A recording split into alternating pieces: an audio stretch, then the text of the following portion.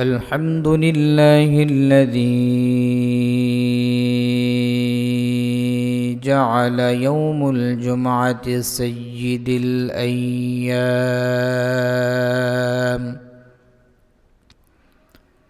وخصه بالذكر والاجتماع والفضل العظيم.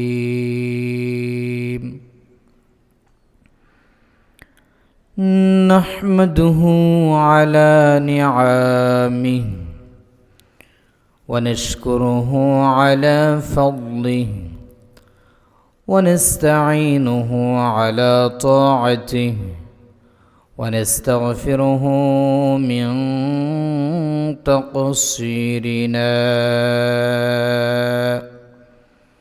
فإن هذا اليوم المبارك يوم الجمعة يوم تجتمع فيه القلوب على ذكر الله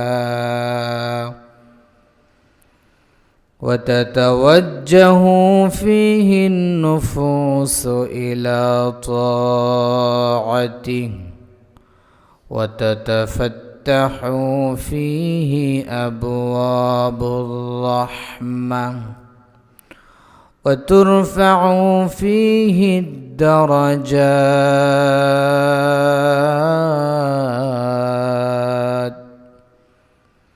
أما بعد، فأعوذ بالله من الشيطان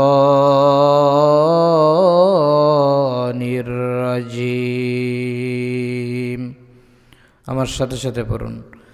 বিসমিল্লাহ